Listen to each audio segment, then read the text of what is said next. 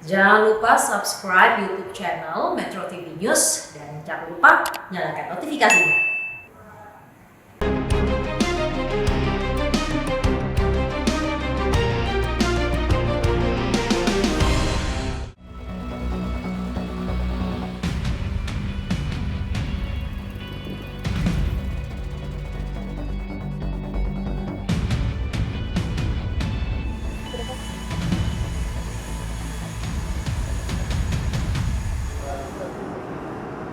Pulau Buru dulunya hanyalah sebuah pulau terpencil di bagian Indonesia Timur. Bahkan sempat dijadikan tempat pembuangan tahanan politik di era Orde Baru. Namun kini, Buru dan Buru Selatan tengah giat membangun. Namun, sebagai wilayah kepulauan, tentunya konektivitas menjadi persoalan tersendiri.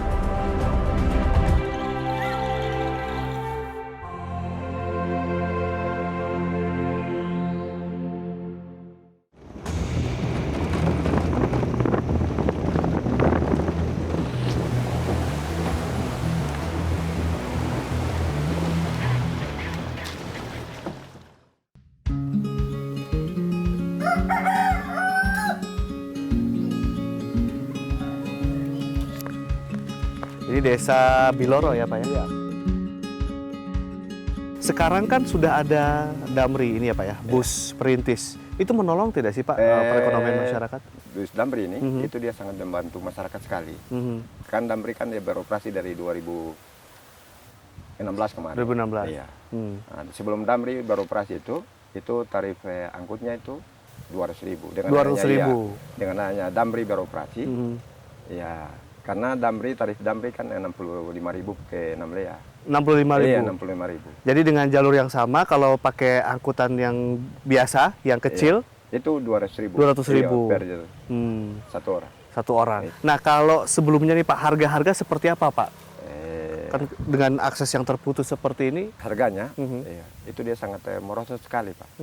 Ya, karena yang pertama itu akses transportasi itu jalan sama jembatan. Jalan sama jembatan itu yang mempersulit. Iya, mempersulit. Arus. Iya, Dulu katakanlah kayak misalnya beras, semen dan komoditas yang lain mahal atau bagaimana Pak? Mahal sekali Pak. Berapa tuh Pak harga? Kalau dia sampai di Biloro itu bisa jadi 100 lebih. 100 lebih? Iya, per sak semen. Semen? Iya, kalau beras 50 kilo di Biloro dia sampai 600 sampai 700. 600 sampai 700.000. Iya, Sekarang semen berapa Pak dengan adanya transportasi yang mulai lancar itu? Dengan adanya Damri, kalau masyarakat mau lewat Damri, ya mungkin sampai di Biloro mungkin dia berkisar 80.000. 80.000, iya. Jadi jauh lebih murah. Iya, gitu lebih murah. Oke, Pak, kalau kita ngelihat jalanan ini kan begitu sulit untuk tembus ke Biloro ini ya. Iya. Sementara masyarakat harus mengangkut komoditas ke Namlea, lalu ke Ambon, lalu kemudian juga mungkin ada orang sakit membutuhkan akses. Itu apa Pak harapan Anda Pak ke depannya? Harapan saya yang pertama itu akses jalan, jalan dan jembatan. Karena kita mau ke Namlea itu, kalau waktu datang musim curah hujan itu, ya ada kita tidur beristirahat di tepi-tepi sungai. Di tepi-tepi sungai? Iya. Karena tidak bisa lewat sama sekali? Ya, tidak bisa lewat sama sekali. Oh. Ada berapa kali Pak totalnya Pak dari? Sekitar 12 kali. 12 kali 12 begitu kali. ya? Itu yang ukurannya Iya, besar, ada yang ukuran kecil. besar dan ada yang ukuran kecil. Oke, Pak, kalau ada orang sakit, orang mau melahirkan, itu kan dalam kondisi urgent ya Pak ya, kondisi yang mendesak. Itu dengan kondisi transportasi yang seperti ini, seperti apa masyarakat? Kebanyakan alternatif terakhir itu kita pakai lomboat, lewat laut. Lewat laut? Iya, ke dermaga feri Teluk Bara baru kita naik Johnson dulu. Ya, karena kita lihat jalan kalau orang sakit kan jalannya dia banting-banting. Ya, akhirnya orang yang sakit tambah sakit lagi. Malah tambah sakit. Iya, malah sakit.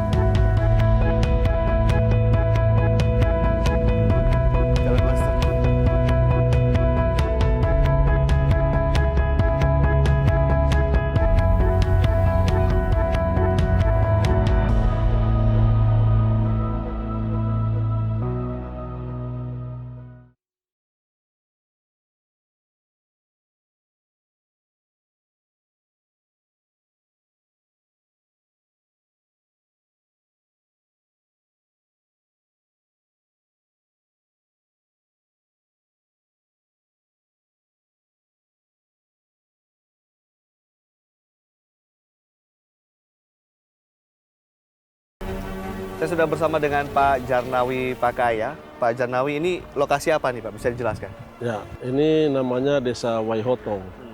Salah satu trayek Namlea Biloro yang dilayani oleh Perum Damri. Dari 3 trayek yang kita layani di Kabupaten Buru dan Buru Selatan. Jadi kalau di Pulau Buru ini, berapa trayek yang dilayani oleh Damri? Kita ada 3 trayek, masing-masing trayek dilayani oleh 2 bus. Yang pertama itu Namlea Ilat, terus Namlea Namrole, dan Namlea Biloro. Nah, ini Desa Waihotong termasuk salah satu yang kita layani. Untuk Namlea Biloro. Namlea gitu ya. Biloro.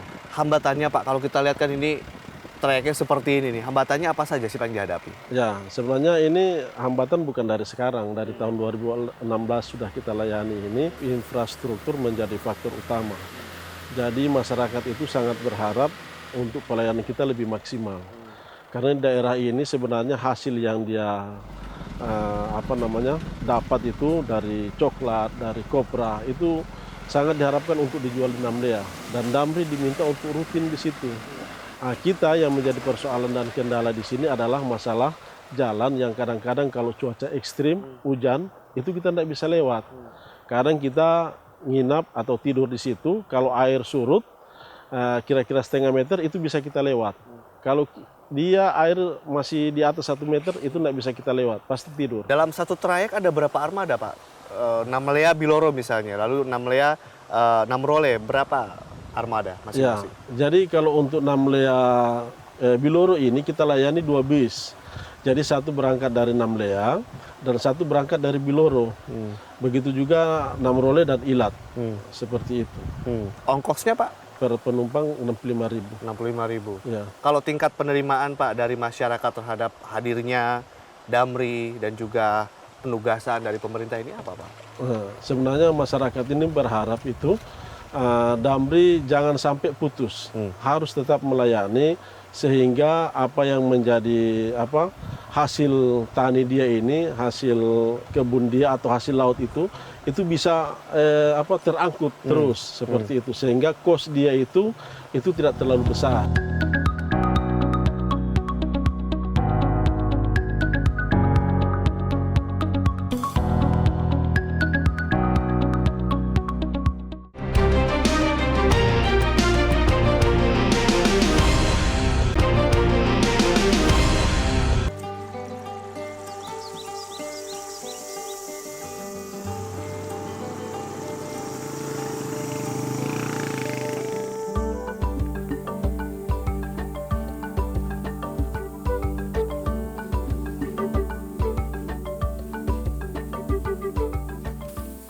Selamat siang Pak. Siang Pak, Sedang apa Pak?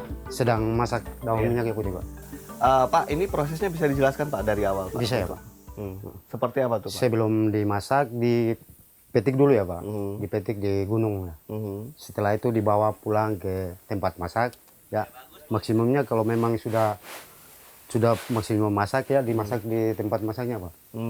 Berapa jam sih Pak prosesnya? 5 jam Pak. 5 jam. 5 jam. Terus nanti langsung jadi minyak kayu putih. Itu Ya, yang ya. asli. Iya begitu yang ya? asli Pak. Nah, yang asli biasanya dijual berapa Pak? Dan dijualnya kemana? Kalau yang asli seperti ini apa?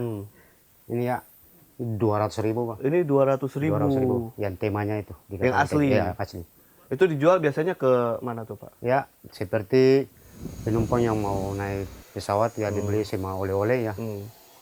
Hubungi sama Pak Abu. Oh gitu. Kalau misalnya selain ke penumpang, ke pabrik juga ya? Ya, pabrik juga. Oke. Nah, setelah ini kan ada bandara tuh Pak. Ya. Ada dampaknya nggak Pak dengan penjualan ini? Ya, dampaknya ada Pak. Tadinya minyak ini yang belum naik harga ya Pak. Setelah ada bandara maupun pesawat perusahaan Lion Air masuk, lumayan juga Pak. Harganya seperti ini Pak. Satu botol kenal 200. Yang kemarin-kemarin ya 150. Oh, jadi banyak tamu orang yang kemudian berkunjung ke sini pas mau pulang beli oleh-oleh, beli dari Pak Abu Iya, begitu ya. Biasanya naik berapa kali lipatnya Pak dari normal Pak? Ya lumayan lah Pak. Seperti kalau memangnya banyak yang cari ya, satu hari itu pendapatan saya Pak. Ada yang bisa 1 gen 5 liter Pak.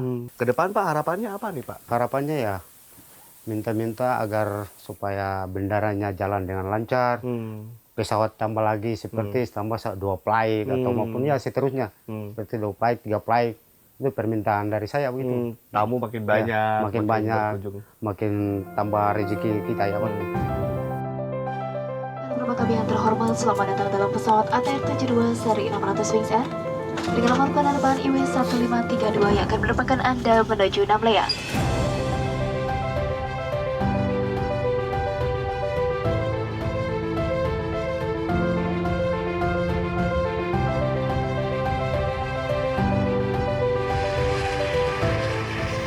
Namlea ini kan dikenal juga dengan daerah yang cuacanya ekstrim, terutama ombak tinggi nih.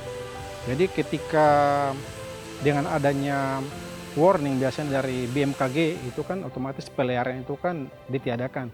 Nah, itu berjubel itu banyak itu. Penumpang itu pindah ke moda transportasi udara. Semua ke udara. Iya, udara. Karena memang itulah akses keluar masuk Namlea ini salah satu akses yang termasuk paling cepat dan efektif itu di bandara ini, apalagi terkait dengan cuaca ekstrim Namlea ini. Oke, ini kan bandara yang termasuk baru di sebuah wilayah terpencil begitu ya Pak. iya, Ya, betul. masyarakat yang mungkin baru juga mengenal bandara, baru mengenal pesawat. Ada cerita lucu tidak Pak? Nah, jadi cerita lucunya begini. Kemarin itu kan ada angkutan jemaah haji ya. Kalau masyarakat di wilayah timur kan satu jemaah berangkat pasti berbondong-bondong bisa saudara yang sekampung 2 kampung ikut. Nah, itu yang kemarin itu jadi cerita lucu, makanya saya juga ya boleh dibilang saya sangat kewalahan. Karena bandara ini kan satu jemaah haji pertama diangkut dengan pesawat. Kedua, masyarakat ini kan selama ini kan baru mengetahui kalau bandara ini sudah beroperasi. Jadi masyarakat antusias sekali. Apa sih bandaranya itu, bagaimana bandaranya itu, pesawatnya. Jadi masyarakat itu sampai areal sini kan penuh itu, dipenuhi ribuan orang. Mulai dari itu, mulai kelihatannya ada efek positifnya. Peningkatan penumpang dengan momen jemaah haji sampai sekarang juga lumayan. Jadi tahun ini, tahun pertama bandara ini dioperasikan untuk membawa jemaah haji Betul ke sekali. Makassar ya? Iya. Ambon Makassar. Ini pertama kali jemaah haji dari Namlea ini menggunakan pesawat udara. Sebelumnya kapal laut? Iya, sebelumnya menggunakan kapal laut. Pak, Namlea ini kan salah satu kepulauan atau salah satu pulau yang ada di kepulauan di wilayah Indonesia Timur. Artinya pulau-pulau yang lain yang ada di Indonesia Timur memiliki masalah yang hampir mirip-mirip lah dengan Namlea.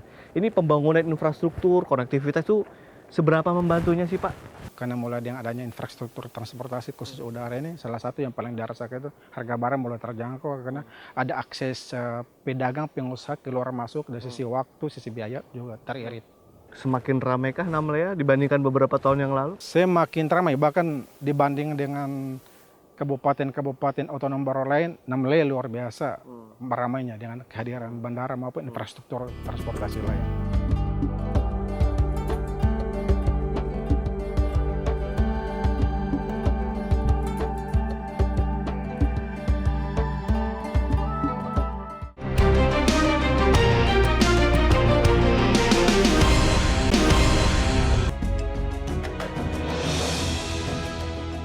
Pulau Buru, terutama kota Namlea, merupakan satu dari 75 titik tol laut. Tol laut sangat diharapkan berjalan optimal, mengingat Pulau Buru membutuhkan pasokan logistik, terutama sebagai penunjang sektor pertanian.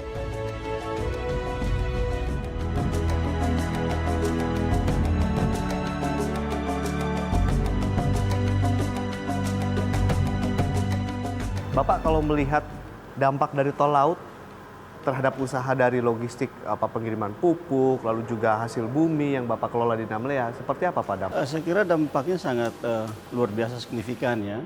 Kita patut bersyukur memang atas apa yang telah dilakukan oleh pemerintah dalam hal memberikan tol laut kepada kita di sini. Karena yang pertama sekali dampak yang terlihat itu adalah kita punya biaya transportasinya bisa kita tekan seminim mungkin. Karena memang tarif tol laut dari Surabaya ke Namlea itu berbeda dengan tarif reguler. Tarif reguler berapa, tarif tol laut berapa Pak? Bisa dibandingkan? Sekitar 8 jutaan, sedangkan tarif tol laut, tarif reguler itu sekitar 14 sampai 15 juta. Oh. Jadi hampir setengahnya. Hampir setengahnya lebih murah. Lebih murah. Itu berpengaruh pada produk jual Anda gitu ya? Sangat berpengaruh. Berapa persen Pak biasanya? Bisa sampai dengan 2-30%. Kita menghemat biaya transportasi pengiriman barang dari Surabaya ke... Pak, kalau boleh tahu, evaluasi dari sudut pandang Anda Pak, apa saja masukan untuk tol laut ke depannya? Yang paling pertama sekali adalah penjadwalan yang tepat. Contoh misalnya, kalau itu sudah ditetapkan dalam 1 bulan 2 kali, ya tetapkan tanggalnya. Misalnya 15 dan 30, contoh. Ya kalaupun sampai terlambat ya 2 dan 3 hari lah, konsekuensi itu bisa kita lihat berkali karena terpengaruh oleh faktor cuaca dan lain-lain sebagainya. Karena sangat berpengaruh, dampak pengaruh sangat luar biasa. Contohnya karena saya lebih banyak berkecimpung di bidang pupuk. Ketika kita terlambat memberikan pupuk kepada petani yang notabene mereka membutuhkan, maka saat itu bisa terjadi gagal panen. Jadi multi efek lah pengaruhnya. Kalau penjadwalannya tepat, saya kira akan banyak juga bahan dari sumber daya alam sini yang bisa kita kirim juga ke Surabaya mempermudahkan jasa tol laut. Baik, terima kasih Pak Abdul Qadir.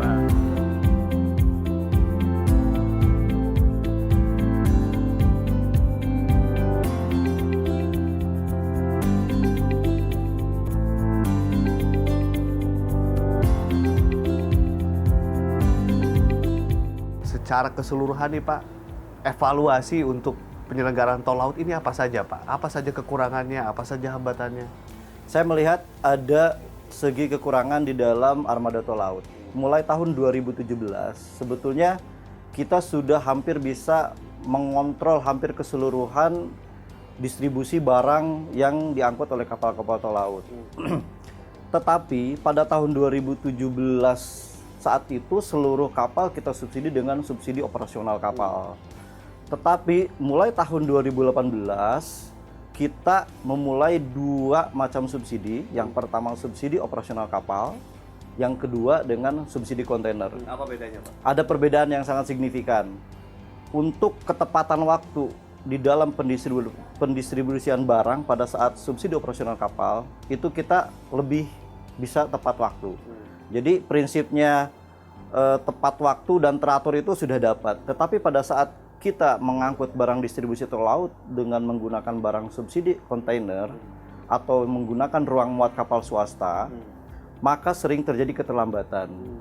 Jadi artinya yang akan dipilih adalah subsidi operasional, itu yang lebih efektif begitu ya? Iya. Itu satu kekurangan yang kemudian evaluasi. Kemudian ada juga nih Pak, kalau kita baca di media suara-suara masyarakat bahwa ternyata walaupun sudah ada tol laut, harga masih belum bisa ditekan. Ini di mana Pak evaluasinya Pak? Ya.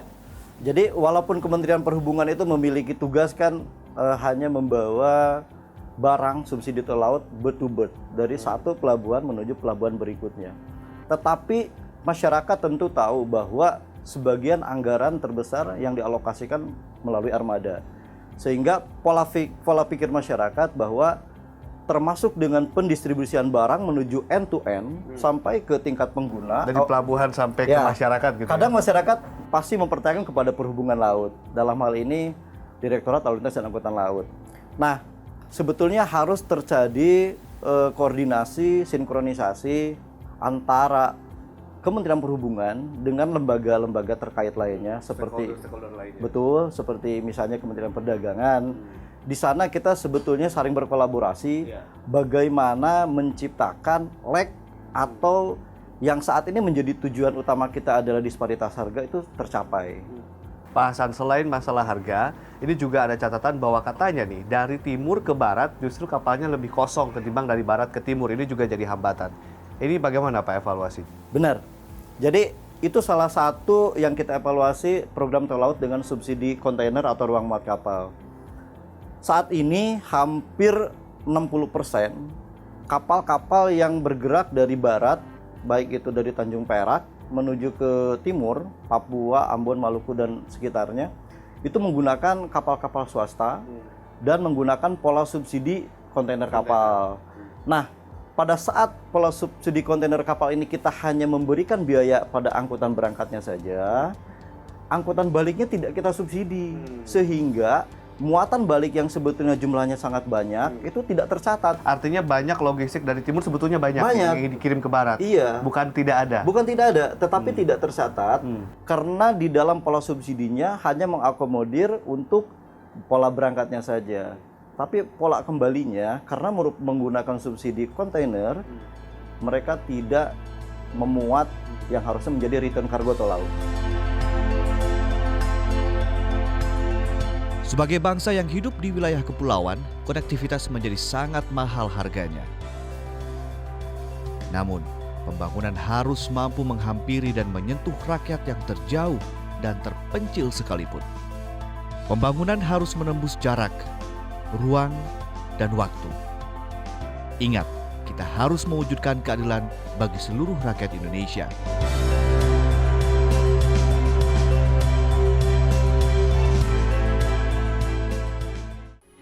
Metro TV, knowledge to elevate.